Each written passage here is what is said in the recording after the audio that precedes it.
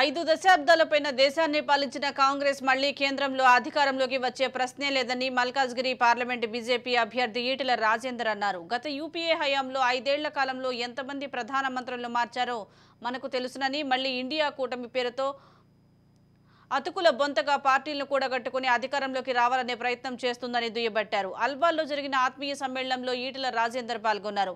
దేశ ప్రధాని మోదీకి ప్రపంచంలోనే ఎదురులేదని, గొప్ప నాయకుడిగా పేరు పొందారని తెలిపారు. ప్రజలు రాష్ట్రంలో అధికారంలో ఉన్న పార్టీకే ఓటు వేయాలనుకుంటే అది అవివేకమని, కేంద్రంలో అధికారం ఉన్న పార్టీకి ఓటు వేస్తే పార్లమెంటు సభ్యులకు నిధులు అందుతాయని ఈటెల స్పష్టం చేశారు.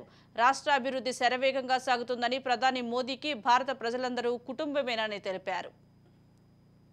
ఇవాళ అది ఎల్బీ నగర్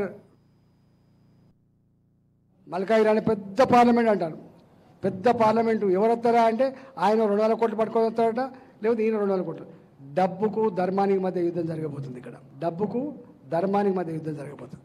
మళ్ళాంటి సమాజం పట్ల అవగాహన ఉన్న వాళ్ళుగా మరి దీన్ని ఇక్కడనే తుంచేసినటువంటి కేంద్ర ప్రభుత్వం ఖర్చు పెట్టినా మన పన్నులో డబ్బులే ఖర్చు పెడుతుండొచ్చు కానీ పేరు మాత్రం వాళ్ళు చెప్పుకుని ప్రయత్నం చేశారు. ఇవాళ కడుతున్నటువంటి ఈ వేస్తున్న రోడ్లు కావచ్చు, కడుతున్న ఫ్లైఓవర్లు కావచ్చు, ఇవాళ అది ఎల్బీ నగర్ రోడ్ కావచ్చు, అది ఉప్పల్ రోడ్ కావచ్చు, అది కొంపల్ రోడ్ కావచ్చు, ఇవన్నీ కూడా కేంద్ర ప్రభుత్వం ఇచ్చినటువంటి నిధులే.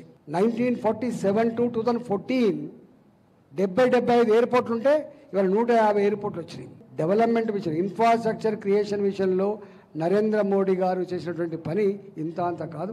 అన్నిటికంటే ముఖ్యంగా ఒక్కడి గుర్తు చేసి నేను ముగిస్తా. చాలామంది మన గురించి చాలా ఏలంగా మాట్లాడారు. భారతదేశంలో కరోనా వస్తే శవాల గుట్టలే ఉంటాయని చెప్పినటువంటి ఈ దేశంలో శవాల గుట్టలు రాలే. ధైర్యం ఇచ్చి ఉన్నంతలో ఆదుకొని ప్రజల్ని కాపాడమే కాకుండా ప్రపంచానికే అతి తక్కువ కాలంలో వ్యాక్సిన్ ఉత్పత్తి చేసి అందించిన చరిత్ర కూడా భారతదేశం.